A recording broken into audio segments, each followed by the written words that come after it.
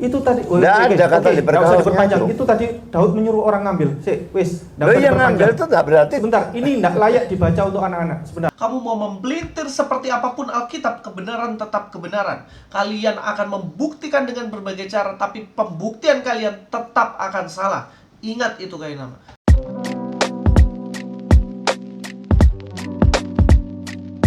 Assalamualaikum, selamat datang kembali di channel ini. Balik lagi dengan saya Luis Budi Prasetyo. Kali ini kita akan bahas ya soal debat antara Ipung Kainama dan juga Pak Budi Asali. Dan di sini benar-benar dipermalukan guys.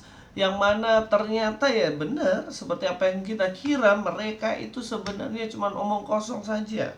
Cuman tahu comot ayat sana, comot ayat sini tanpa tahu konteks, tanpa bisa mengartikan dengan baik.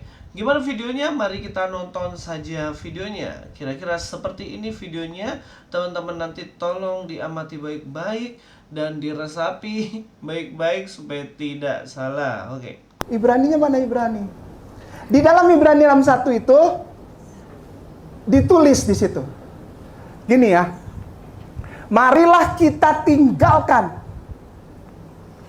Bisa buka nggak ya? Ibrani 61. Sebab itu, buka Ibrani 61. Sebab itu, ini Paulus. Katanya, masih diperdebatkan Paulus itu. Apakah dia yang tulis atau bukan. Dibilangnya begini, Ibrani 61, mari buka. Marilah kita, sebab itu marilah kita tinggalkan asas-asas pertama dari ajaran tentang Kristus. Dan beralih kepada perkembangan yang penuh. Janganlah kita meletakkan lagi dasar-dasar pertobatan dari perbuatan-perbuatan yang sia-sia dan dasar kepercayaan kepada ALLAH. Tinggalkan itu. Tinggalkan dasar kepercayaan kepada ALLAH. Ya udah, nggak apa-apa. Nggak apa-apa. Sufran, ya. Jadi saudaraku sayang, ya. Kristen tidak pernah punya hubungan dengan keyahudian. Karena apa? Sufran Ustaz. Karena memang pendirinya bilang nggak boleh sama. Ya. Janganlah kita memiliki kesamaan dengan orang-orang Yahudi yang menjijikan itu. Lalu di bawah dia bilang dalam Church Father Life of Constantine book 3 Eusebius, ini chapter 18, ya. Dia bilang apa? Agama kita yang paling.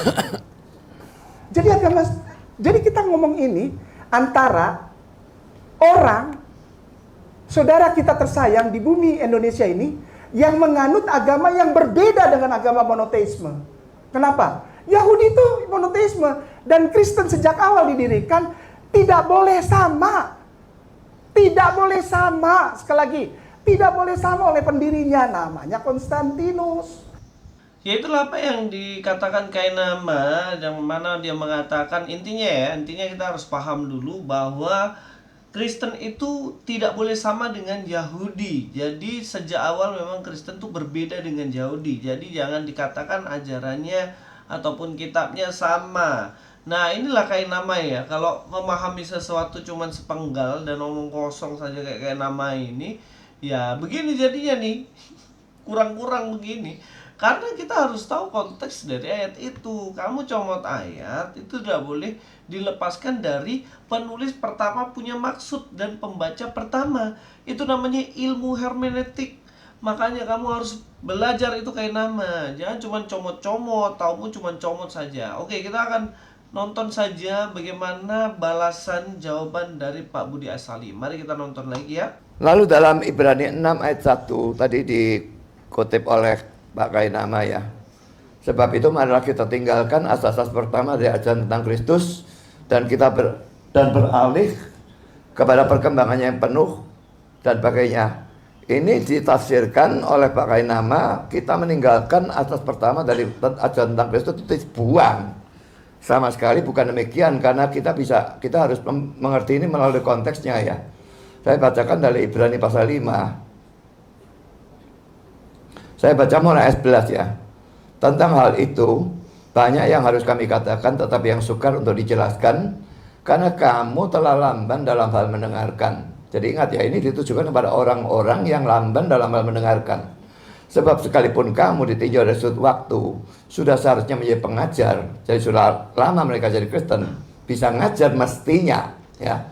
Kamu masih perlu lagi diajarkan asas-asas pokok dan penyataan Allah, dan kamu masih memerlukan susu, bukan makanan keras.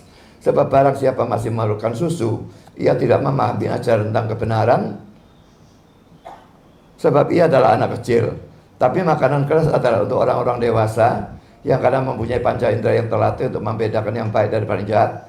Nah, setelah ini selesai, baru masuk pasal 6 ayat yang pertama. Jadi kalau dikatakan ditinggalkan, itu bukannya ditinggalkan, dibuang lalu tidak dipercaya lagi, bukan sama seperti itu. Tetapi berhenti untuk belajar hal-hal dasar terus-menerus. Berhenti untuk terus-menerus minum susu, tapi belajar makanan keras. Itu yang ditekankan. Jadi sama sekali bukan asas-asas pertama ini dibuang. Jadi ini penafsiran yang sama sekali salah, ya. Karena tidak sesuai dengan konteksnya. Lalu Konstantin pendiri Kristen itu dari mana? Konstantin itu abad keempat. Kisah Rasul 11 ayat yang ke-26 itu di Antioquia mereka pertama kali disebut sebagai Kristen. Bagaimana mungkin itu Konstantin yang pada abad keempat bisa menjadi pendiri Kristen? Kristen sudah ada abad pertama. Dan sebutan Kristen itu pertama kali pada Kisah Rasul 11 ayat 26. Itu abad pertama. Oke, sudah mulai paham kan tentang Kainama, seberapa olengnya nih orang ini. Karena selalu memang comot ayat tanpa mengerti konteks. Nah, apa yang dikatakan oleh Pak Budi Asal itu betul. Ada dalam ilmu hermeneutik, itu namanya konteks dekat. Ketika kita memahami ayat itu, yang tadi dibilang Ibrani 6 ayat 1, kita harus melihat konteks sebelum dan konteks sesudah. Apa sih sebenarnya yang dibicarakan sebelumnya dan apa sih yang sebenarnya dibicarakan sesudahnya. Kalau teman-teman nggak percaya, mari kita akan pahami ayat ini ya. Coba ya, kita akan melihat dalam bagian ini seperti yang tadi dibahas ya, dalam Ibrani pasal 6 ya. Oke, kita masuk ke Ibrani pasal yang ke-6. Kalau Kainama hanya ngomong seperti itu, ya contohnya kita baca novel lah. Kalau kita baca novel, kita cuman ambil cerita saja yang sedikit itu, kita tidak tahu alur ceritanya dari awal, ya kita akan bingung.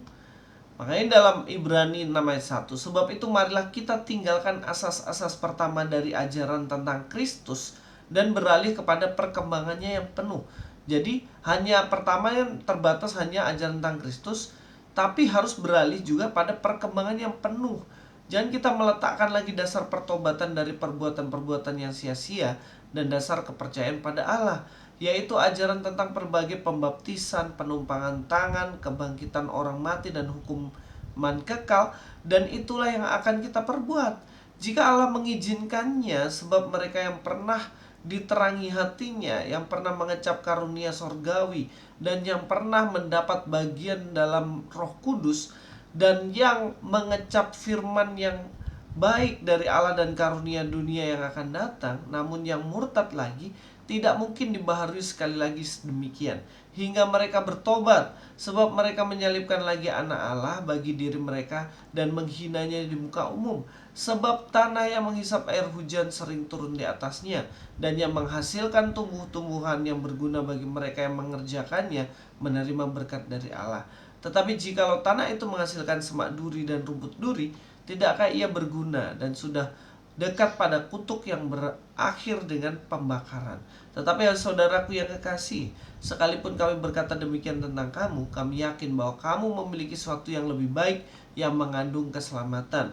Sebab Allah bukan tidak adil, sehingga ia lupa akan pekerjaanmu dan kasihmu yang kamu tunjukkan terhadap namanya oleh pelayanan kamu kepada orang kudus yang masih kamu lakukan sampai sekarang. Tapi kami ingin supaya kamu masing-masing menunjukkan kesungguhan yang sama, nih ya, perhatikan, untuk menjadikan pengharapanmu suatu milik yang pasti sampai pada akhirnya, agar kamu jangan menjadi lamban, ya, jangan menjadi lamban ini, tetapi menjadi penurut-penurut mereka yang oleh iman dan kesabaran mendapat bagian dalam apa yang dijanjikan Allah. Jadi ini ayat 1, ini harus dibaca full dan kemudian konteksnya kemudian mengerti ya. Kenapa di sini harus tinggalkan supaya paham nih untuk teologi yang pemahaman Alkitab yang lebih pengalaman spiritual yang lebih dari itu, tapi jangan lamban. Makanya konteks sebelumnya juga ini dibahas seperti itu. Ini ya, kalau kita lihat ya, di bagian ayat 11, ini kan tadi 6 ayat 1. Ini kalau konteks sebelum itu di sini. Kita baca dari ayat 11 ya. Oke.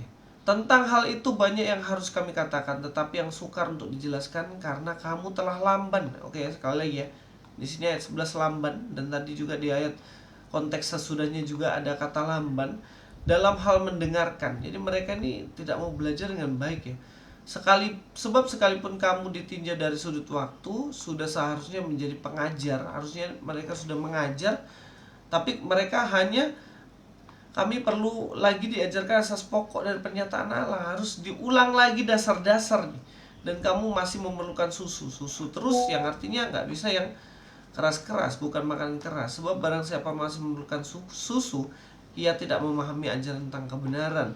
Tapi makanan keras adalah untuk orang dewasa. Nah, ini berbicara mengenai konteks, sekali lagi ya. Ini berbicara mengenai konteks.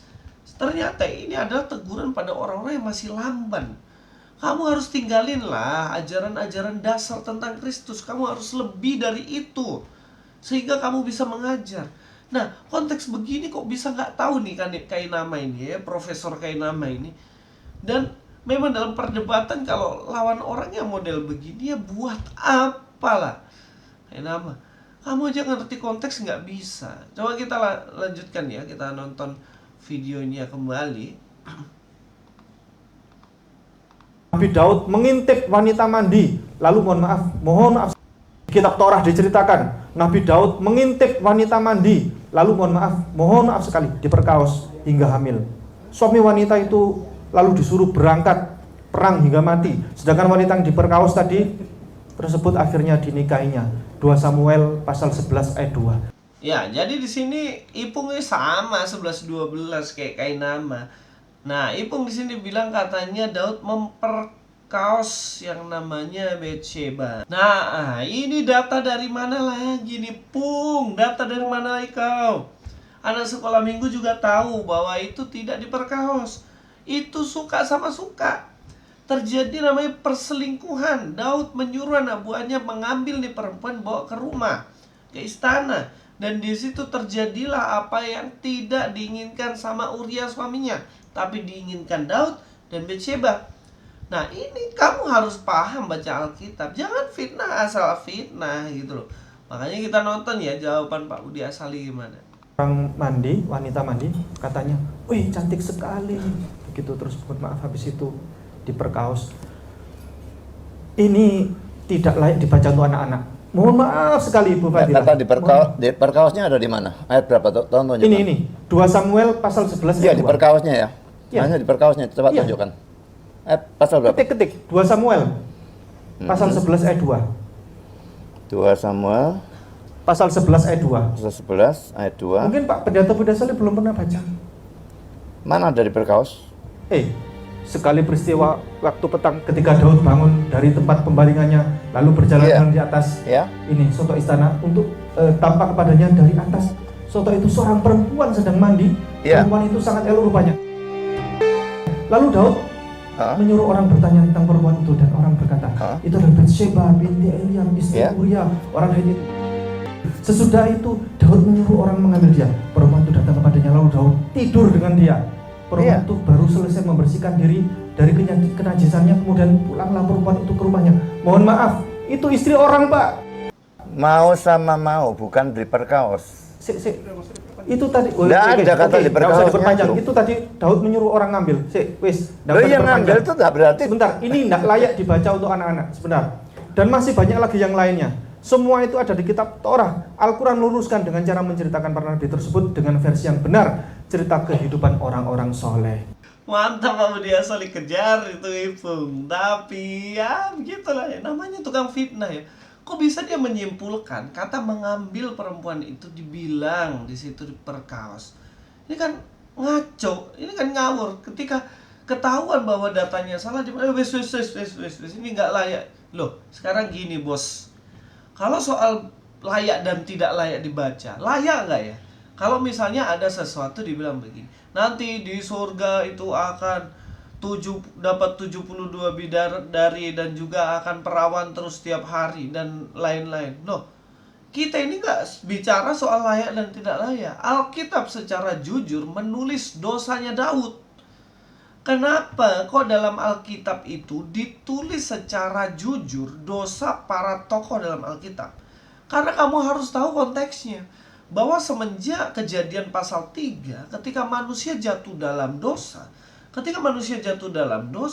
di situ Alkitab secara jujur menunjukkan bahwa manusia semua sudah jatuh dalam dosa, sudah pasti jatuh dalam dosa dan hidup dalam dosa. Makanya kenapa Abraham buat dosa, Yakub buat dosa, Musa buat dosa, secara jujur ditulis semuanya, Daud buat dosa. Kenapa? Karena manusia itu butuh juru selamat. Sehingga ketika mereka terus-menerus buat dosa, itulah menunjukkan bahwa manusia tidak bisa selamat karena perbuatan baiknya sendiri, sehingga membutuhkan juru selamat. Makanya Yesus hadir dunia ini untuk menebus dosa-dosa kalian tuh. Ipung, kainama, bertobat kalian. Kalian juga orang berdosa, sama kayak kita, sama kayak Daud, sama kayak saya, sama kayak semua orang. Makanya kita butuh juru selamat. Gak usah pelintir Alkitab itu. Kamu mau mempelintir seperti apapun Alkitab, kebenaran tetap kebenaran. Kalian akan membuktikan dengan berbagai cara, tapi pembuktian kalian tetap akan salah. Ingat itu kayak nama. Makanya terbukti. Kalian dipermalukan gitu loh. Dengan data-data omong kosong kalian. Sudah nggak bisa lagi kalian mau jawab apa. Yang tahuin cuma ngeles. Selamat kainama, selamat Ipung. Kalian nobatkan sebagai orang-orang yang sangat-sangat tidak mengerti Alkitab, tapi sok tahu. Itulah namanya. Itulah yang disebut sebagai orang yang tidak tahu kebodohannya. Itulah yang namanya orang yang pede, percaya diri, NPD, merasa diri yang paling benar. Padahal kalian semuanya omong kosong saja. Tidak ada bukti. Buktikan sekarang apa yang kalian omongkan. Oke, begini saja Luis Prasetyo sini. God be with you all.